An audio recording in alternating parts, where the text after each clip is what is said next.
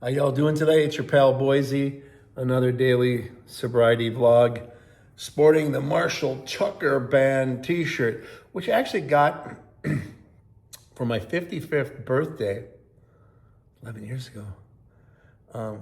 There was a place up north in Cypress, which is northwest of Houston, called the Cypress Saloon. And when you hear saloon, you think, a little tiny bar with a few stools. No, this thing's had enough room for over 1,200 people. So it was amazing. And it was a hell of a show. It was sold out. And they wouldn't sell tickets to us because it was sold out. And Kim told them it was my birthday. And they wouldn't believe me. They wanted to see my ID. I'm 55 years old getting carded, but it was so they could prove my age, not to say I wasn't old enough. They saw it was my birthday and they went, "Happy birthday, brother, come on in." Woo! Number one song by them, Heard It in a Love Song. Oh my God. And we all hear it in a love song, don't we? Speaking of love, here's something I love to do. Today, Thursday, February 14th, I have been sober for 14,289 days. That's 39 years, 1 month, 11 days, 469 months and 11 days. Ooh, yeah, it feels good. But I was going to talk today about reflection. Today just feels like a Sunday kind of day for me. I like to reflect on Sundays. I don't know. Maybe we all do. End of the work week, religious day.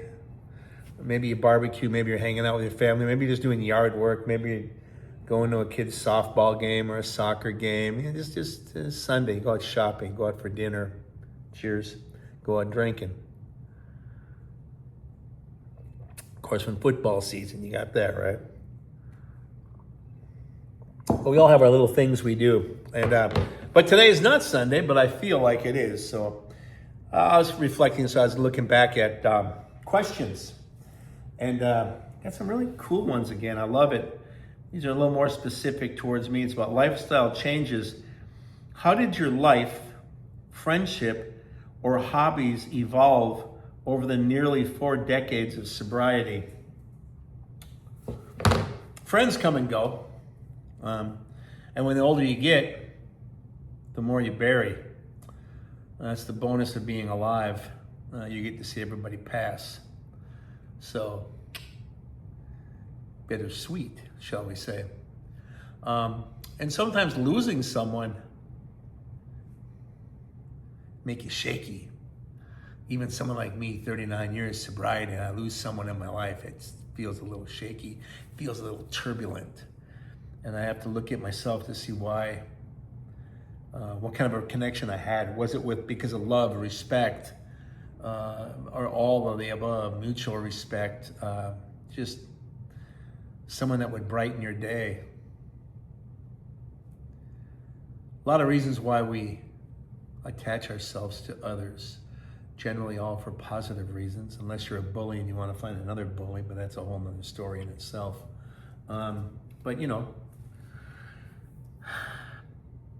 But hobbies, music with me. I always laugh and tell you that music is my time travel. It helps me remember certain things. Quick story, when I was locked up in the summer of '87, Pink Floyd had just released Momentary Lapse of Reason, quite fitting actually. And Learning to Fly was the big single on the big MTV video. And Learning to Fly shows a young Indian man with putting feathers in his band, in his armbands, dancing and then jumping off a cliff and then flying. So he was physically flying, but you're learning how to adapt and fly. And of course it's Pink Floyd, so learning how to fly, all that stuff too. And that could be implied because they know that they have a drug culture that follows them as well. And then they have a culture of a drug culture like myself that's sobered up and still is able to enjoy the music. And when you evolve over the course of the time, you find that a lot of things that were core value are still core to you that day. I listened to music as a child. I tell people that's how I learned about love. That's how I learned about breakups. That's how I learned about relationships. That's how I learned what it felt like to be in love. That's what I learned it feels like to break up. The lyrics, yes, they tell you something, they tell you a story. Then you realize how they're singing, and they almost sound like they're crying, or they really sound like they're really excited and happy and in love.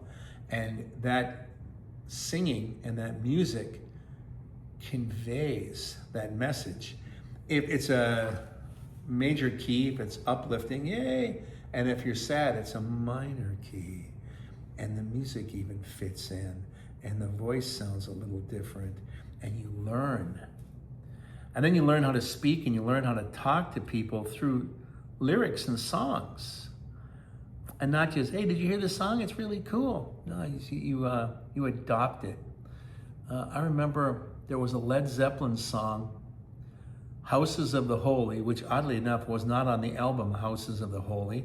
It was later added on to Physical Graffiti because they had one whole album, but it went longer than a regular album, so they took all the extra stuff they had accumulated, put it on there and mixed it for a double record. That way they didn't have to cut anything that was new, and they could mix the other stuff in there. So that's why the old song that, for whatever reason, got cut. And there are a lot of other rock and roll albums where the title, like Emerson, Lake and Palmer's Brain Salad Surgery, well, that'll get your attention. There was actually a song. They didn't even include it. There was a title track, just like, it's just like, why wouldn't you include that? And Led Zeppelin, Houses of the Holy, why? But they include it later. So at least you got it. But it was like, wow, fly.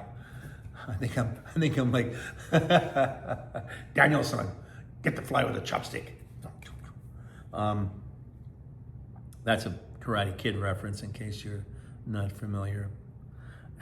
There it is again.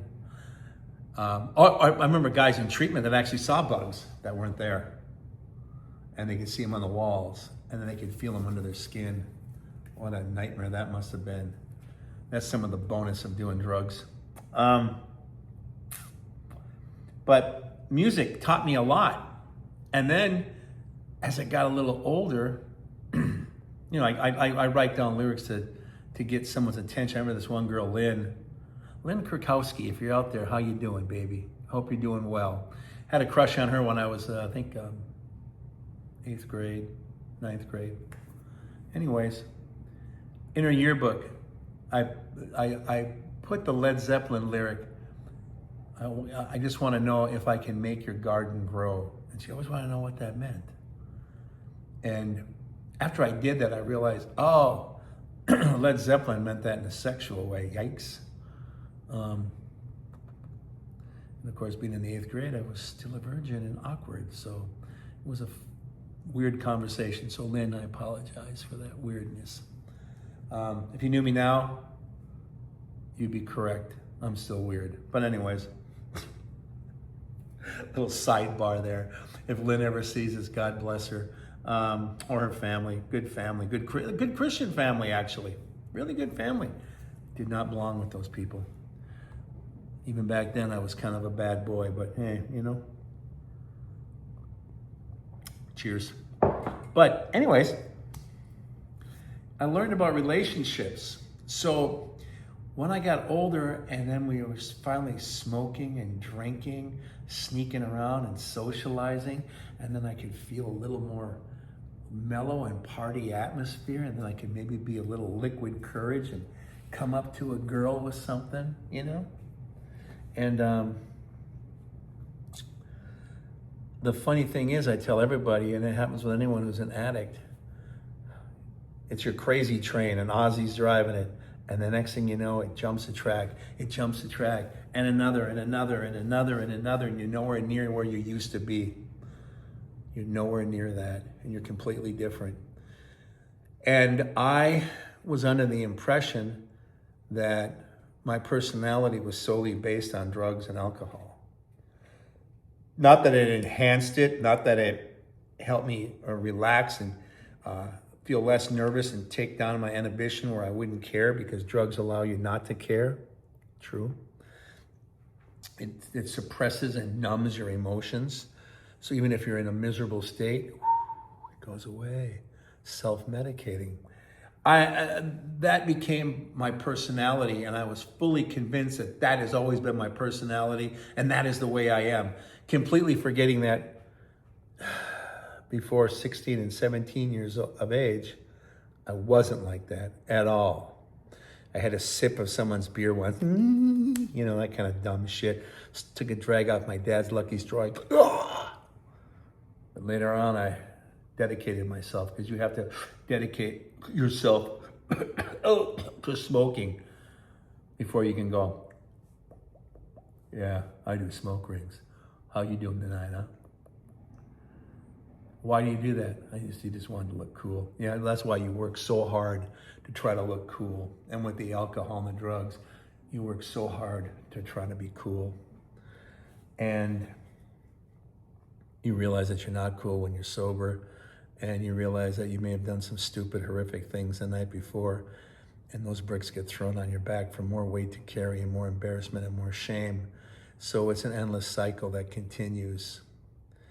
And then you fight for it because that's your personality. You believe that's your personality, completely forgetting that you weren't that way before that, completely forgetting it, ignoring it at best. But you change, and you change your perspective on yourself. So the next thing you know, you think that's your reality, when reality was back over this way over here, before we left sanity behind us and just decided to have ourselves a grand old time. And that's when you know you're an addict, and it's hard to get back over to where you started. It's hard to get back there. It's a longer journey, and it's painful, and it's awkward, and it's shameful, and you're making amends to people, family members that you hurt. Physically, emotionally, financially. You did so much damage that you look at yourself as your own personal hurricane, your own effing tornado. Also, you can stay in the land of Oz, because Oz isn't real. More colorful. Speaking of Pink Floyd, they tie in with the Dark Side of the Moon, when they have the Dark Side of the Rainbow, and you sync it up with the movie. You don't have to even do the problem of syncing it. It's on YouTube now. And you listen to the music as they take the sound off Wizard of Oz, and they play Dark Side of the Moon to Wizard of Oz, called Dark Side of the Rainbow. To watch it sometime.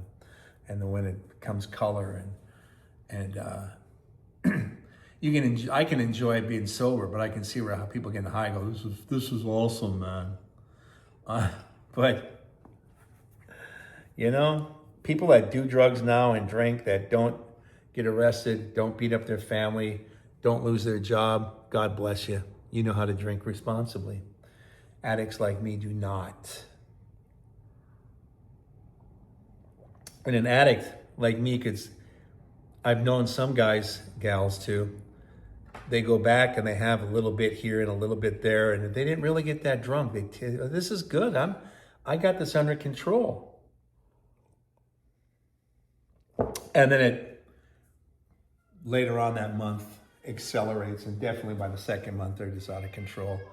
And just as bad as they used to be. Hold on. Hey, what are you doing? I got a new cat we're introducing to the family. Basil, come here. Come here. It's always upsetting Midge, the baby of the family.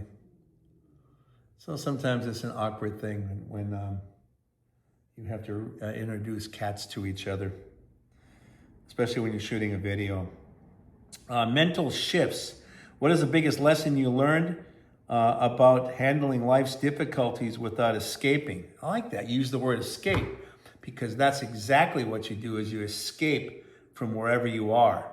take a mental holiday, you take a liquid holiday. Alice Cooper even has a song called Escape. I get out when I can, I escape. Yeah, I'm crying in my beer. Let's all escape and get me out of here. And I was 16, knew that song, and when I was drinking, I'm like, that's a cool song. Give me another beer, I'm escaping. So it becomes kind of a theme as well. And music can enhance those themes, and you can look back fondly on those things and laugh about it. And it was before all the trouble began.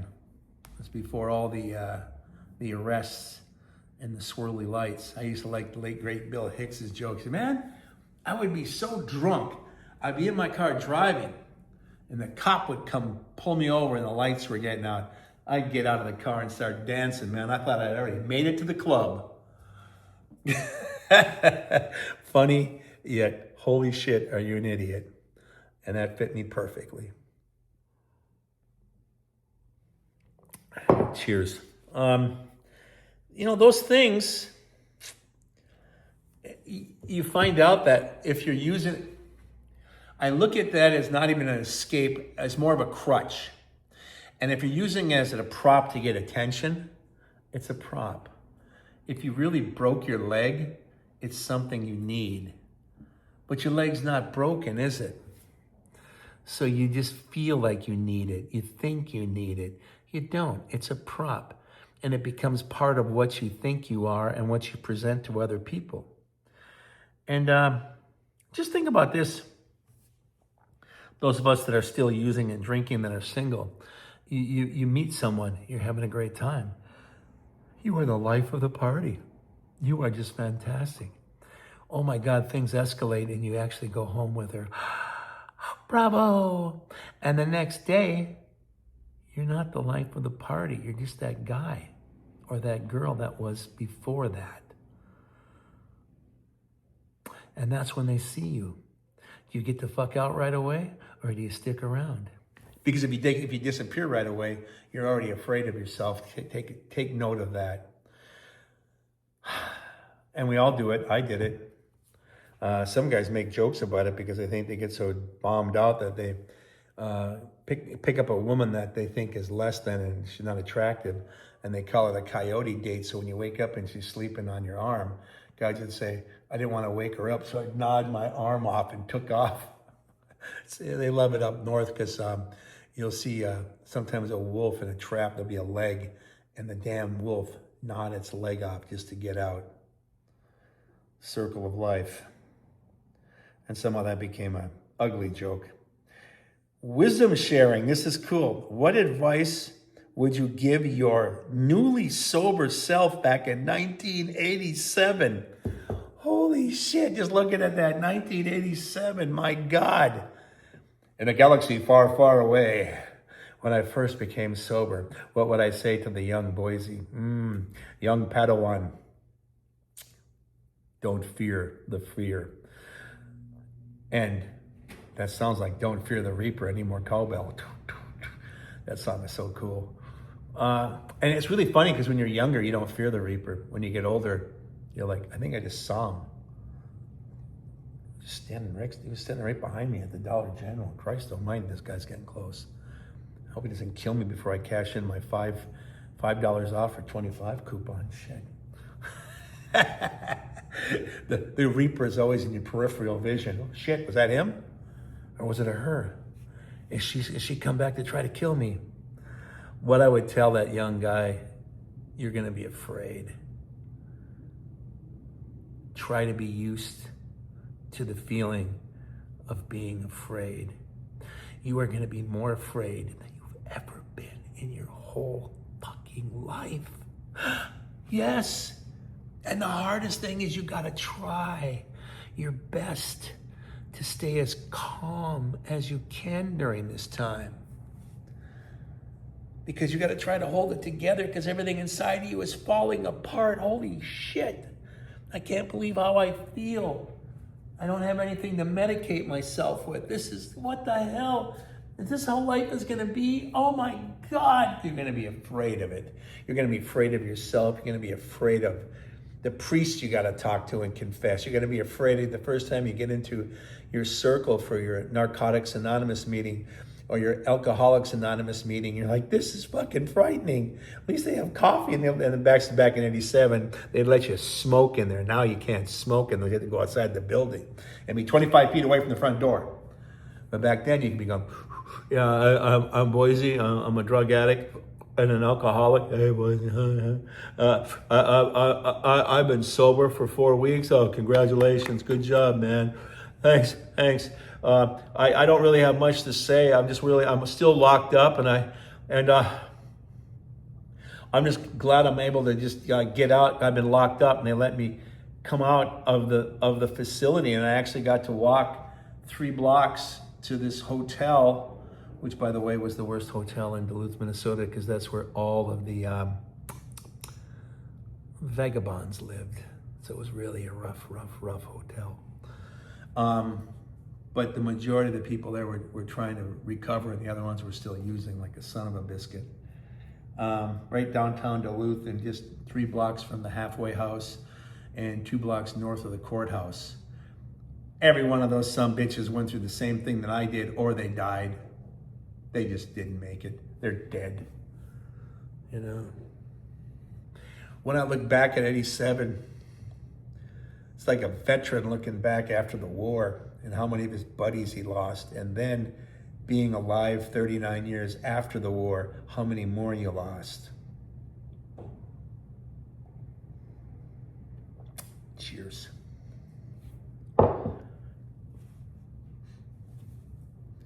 Fear. It's the one thing we fear the most is fear. It's the one thing we are afraid that people will see in us is fear. We don't want to look like fear. We know that a dog can smell fear. Sometimes people can smell fear. Sometimes you say something to somebody and you know they know you're lying and you fear that too. And that's what makes us make those sudden moves and talk out of our ass and do whatever we can to try to dodge it. And the whole time, 40% aren't even paying attention to you because they really don't give 2 shits about you. But the ones that do, they see your fear. They see you're afraid.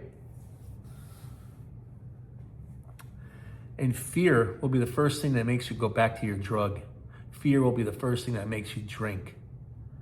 Fear will be the first thing that makes you start abusing people again. Because you don't have control of yourself.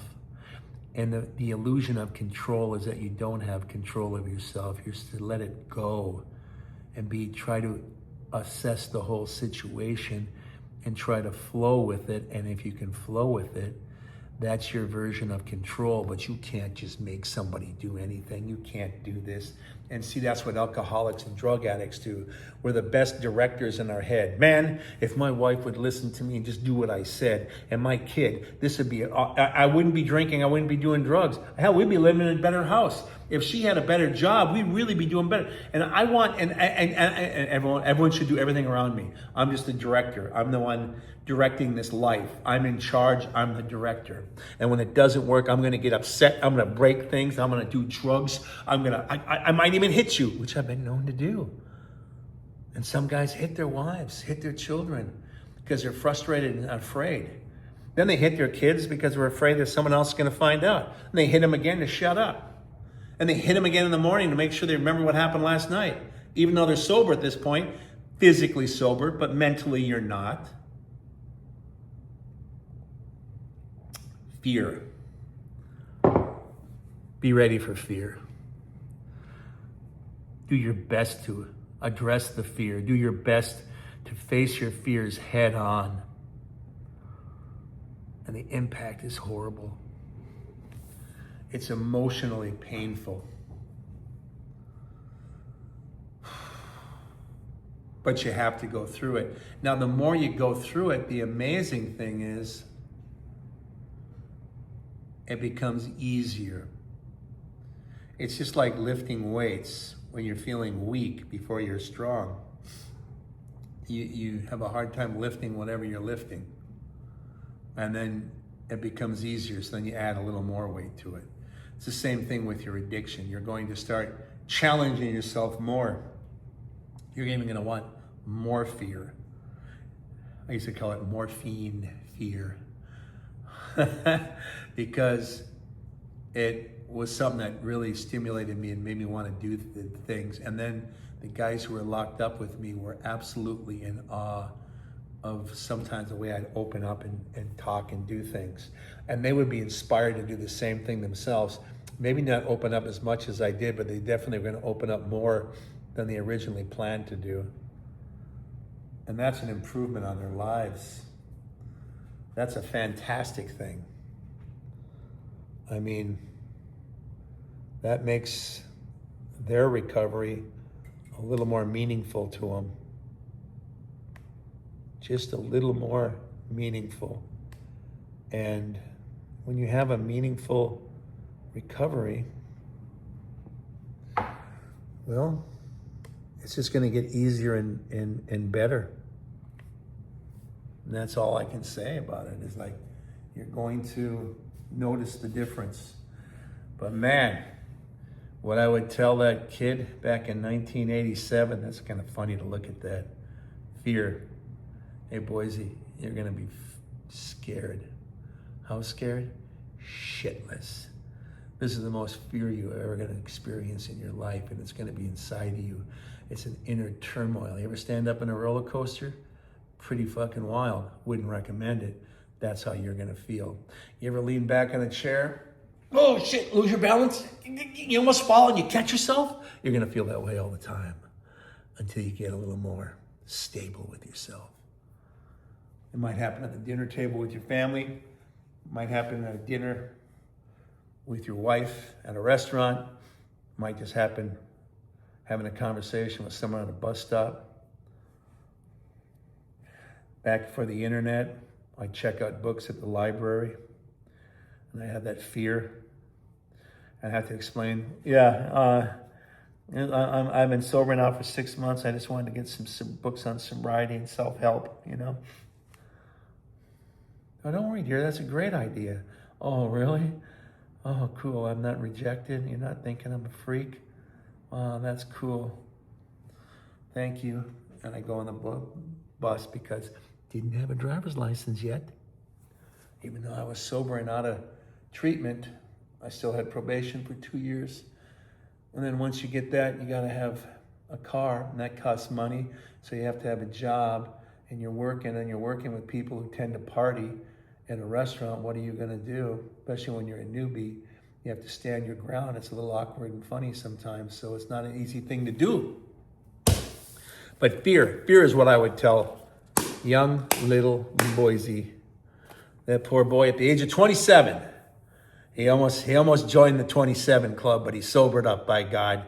Sorry, Jimmy. Sorry, Janice. Sorry, Jim. Man, and I know no one here gets out alive, baby. My time will still be coming. Kurt, you actually forced yourself into the club. But it was still based on his addiction to heroin and drugs and how he couldn't process and deal with everything around you. Because even fame is another drug in itself. Cheers. Now, I leave you with this closing idea and statement that it's Thursday, May 14th. I have been sober 14,289 days.